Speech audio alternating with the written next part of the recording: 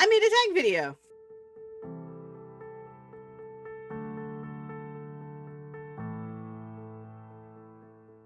Okay. So, really, what this is a series of questions put together by WASD20. I'm going to link the video for this down below, where it is just a help with world building sort of video.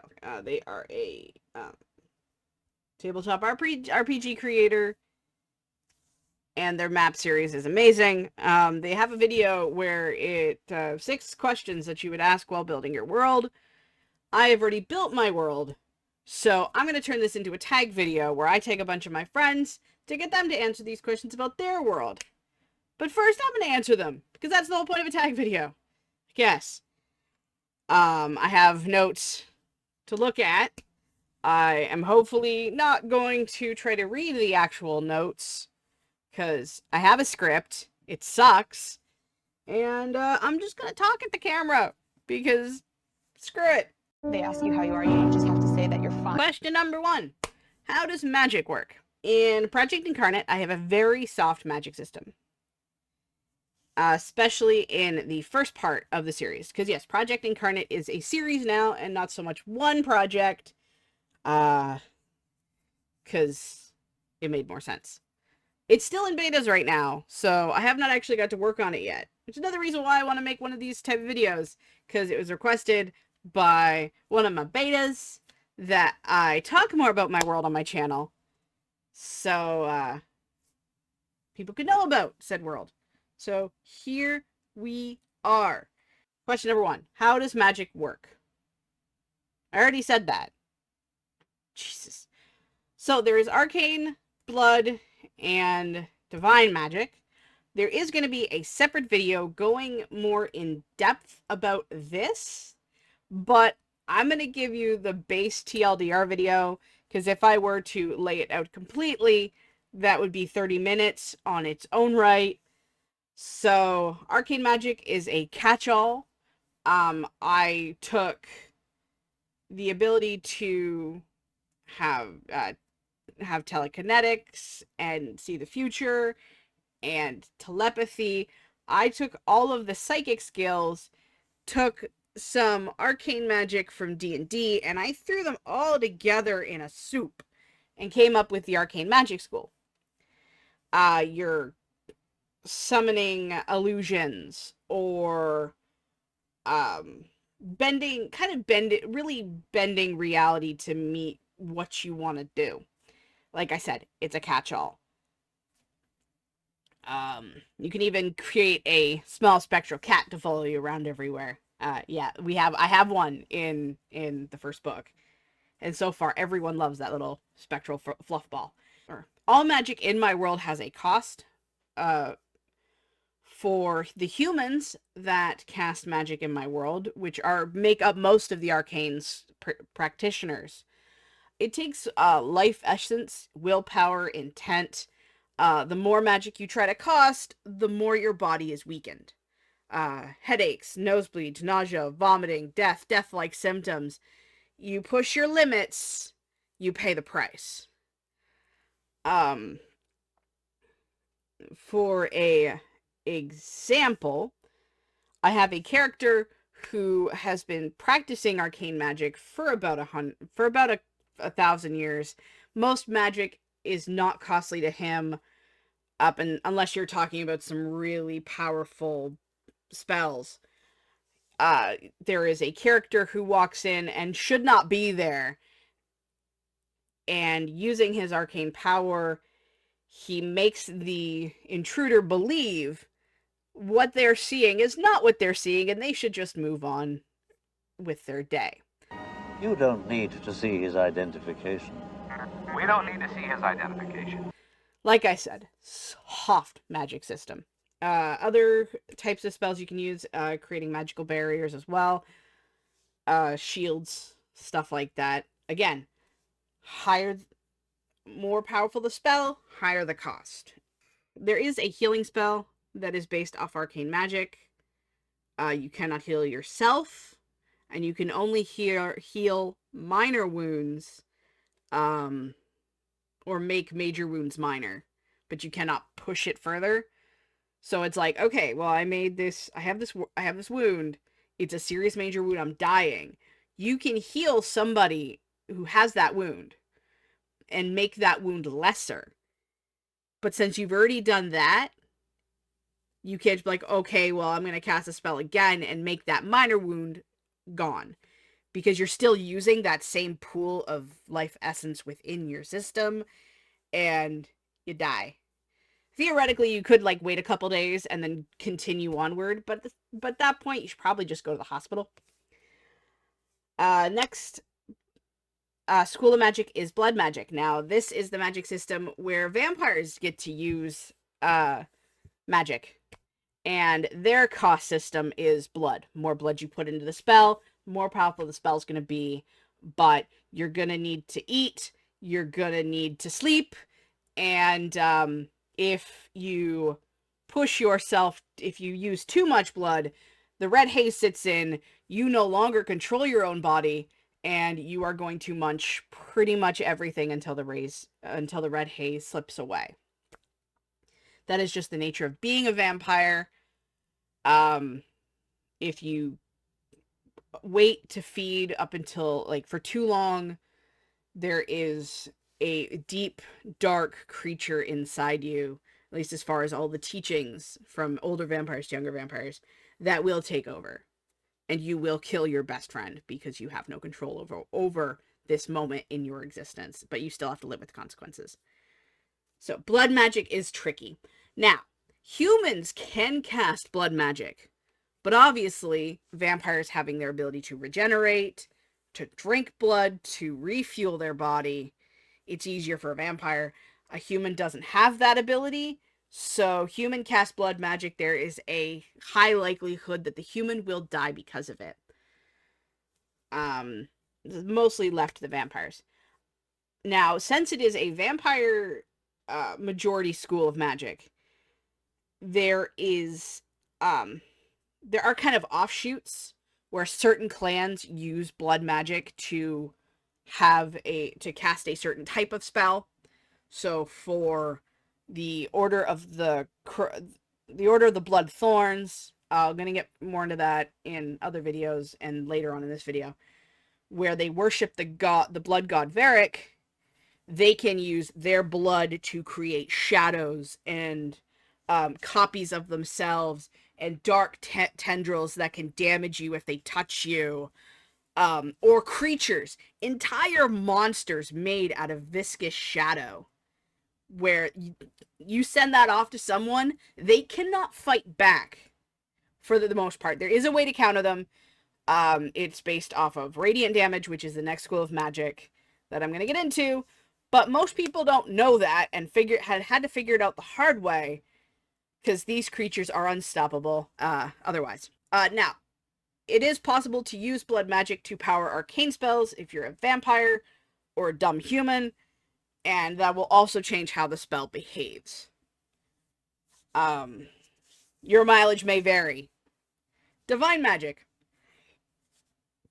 The TLDR of it is, this is my catch-all for radiance and sunlight, crosses, silver.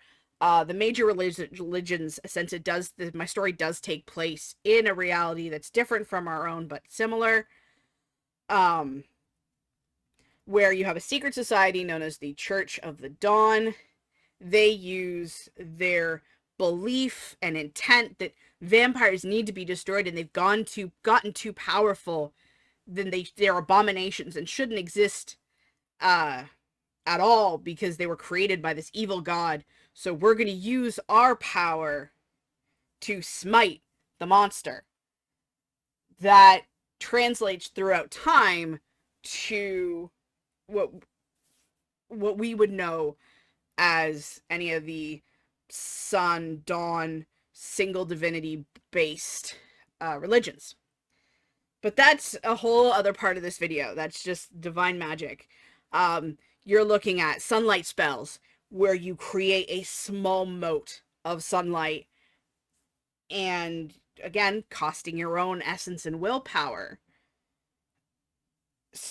can basically AoE damage all of the vampires. And theoretically, a vampire can use divine magic, but it will destroy the vampire in the process.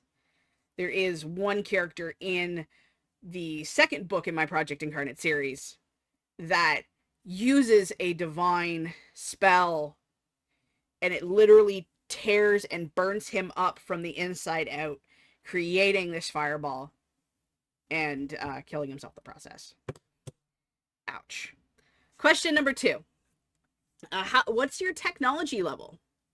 So in my little series, since it is a contemporary paranormal urban fantasy sort of deal, I've started looking at the idea of Elizabeth and Kira being middle class, so having a lot of the early 2000s technology and not so much the 2020s. At least that's how it started. Like Kira, Elizabeth, some of the vampires in the world would use like those burner flip phones you find at any drugstore, basically, with like time cards and stuff.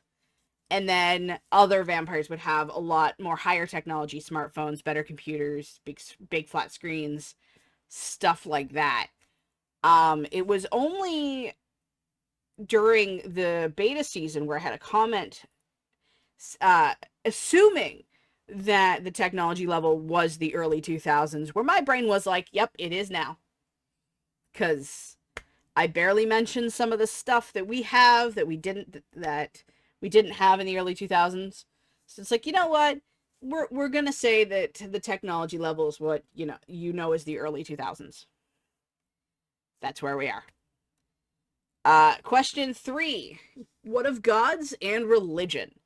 Gods and religion, it's a little interesting.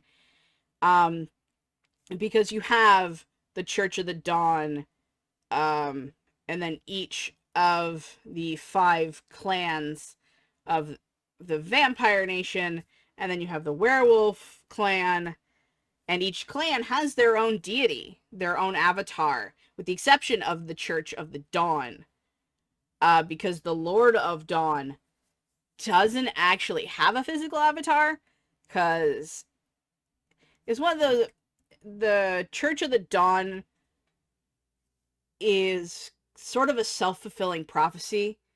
You have faith, so this power happens, and it's just the power of faith that has been weaponized.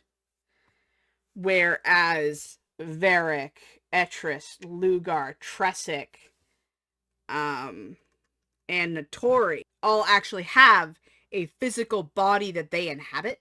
But those avatars are in the Project Incarnate series, for the most part, they are hidden away. Something has severed most of their power from their followers. So even though the vampires can use magics to do things based on the clan they're a part of, it's not nearly as strong as it was back in the founding of this world. Now, first things first, I'll start talking with Varric first. Varric is the blood god, the laughing god, the mad god. He is depicted being a red-skinned demon with long claws, thick hooves, a pointed whip-like tail, a black mane of hair, and an interweaving crown of thorns and horns. He is sometimes depicted cloaked in shadow.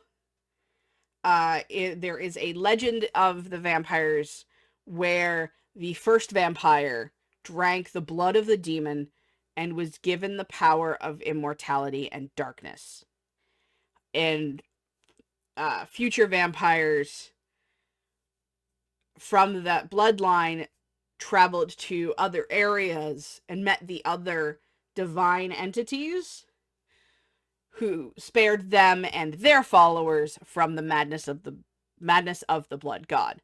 That's the legend, anyway. But all vampires can trace their origin back to Varric. It is also said that it is a shard of Varric that lives inside you that creates the red haze. Now, I did make a mood board video that I'm going to link down below that has more stylized info about these gods. If you want to check that out, it's down below. The second god, Etrus, the goddess of balance and possibility. She is the Lady of the Tide, the Oracle, and is often depicted as a hooded woman with long flowing robes, waves of hair cascading from her cloak.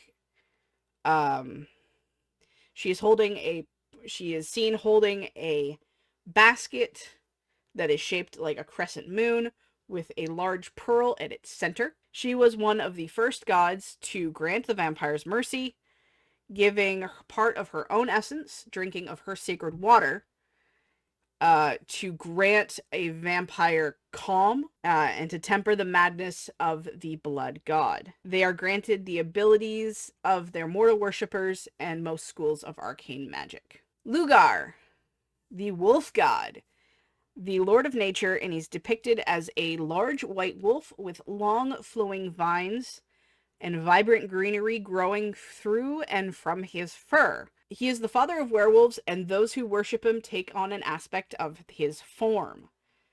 Werewolves have no real magical power, aside from their ability to change shape from their human to the bipedal wolf form that Charles reps on multiple occasions. They also have superior strength and speed, so they can keep up with their vampire counterparts. Tressic is the god or goddess of guile and cunning. It is also known as the Great Serpent, depicted as a gold snake curled in on itself as its scales switch from gold to dark purple. Though its avatar is definitely a snake, when it opens its mouth wide, one can see rows and rows of flexing teeth. Kind of like the purple worm or the fat creature from Dune. If you want like a mind reference, because I don't have art for any of this. Tressic's blessings, they would give their followers the immunity to toxins and the power to conceal one's thoughts and motives. Think of it like a barrier, like a mental wall around everything you keep in your head. They are definitely a very sneaky clan. It is said that those who follow Tressic cannot have their thoughts read by outsiders of their clan or those that are blood bonded. Now, blood bond is the connection between a sire and a child, or two people, or people that you like trust indefinitely. With all your things, it's like you basically, there's a ritual where you drink each other's blood and allow that connection to be formed. It's a slightly more complicated, but that's a TLDR of that too, because that's important. Natori, the final goddess. She is the lady of flame and fury. Her avatar is a dragon with reddish gold scales that shimmer in the light of her lava pool she resides within.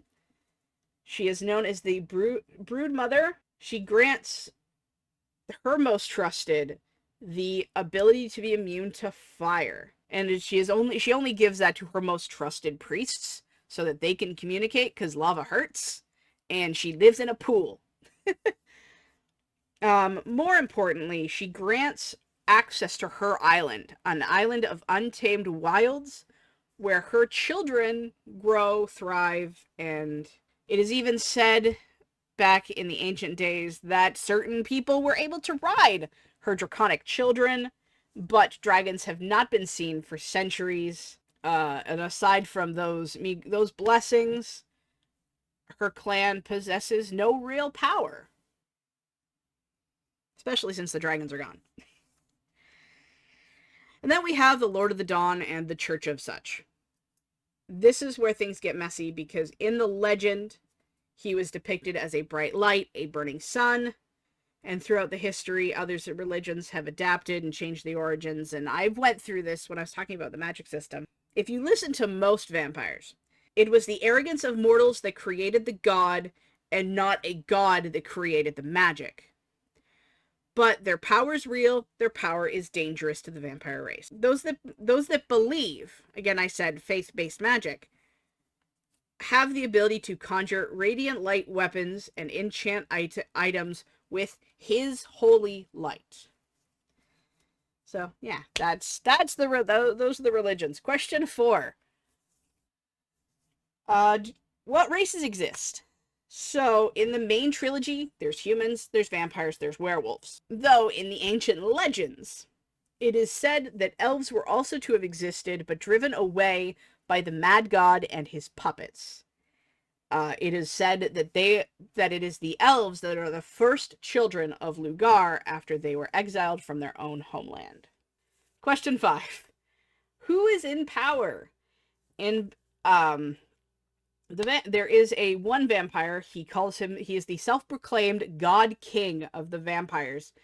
And his name is Christopher Emberward. He has been in power for centuries, ever since the founding of the vampires, because the legend says that it is he who is the first. He is the one that drank the mad god's blood, that turned those closest to him into vampires, and started this whole thing off. They say it is the blood of the mad god that drove Christopher insane, given him the nickname the Mad King. He is cold, he is calculating, he is merciless, and he is manipulative.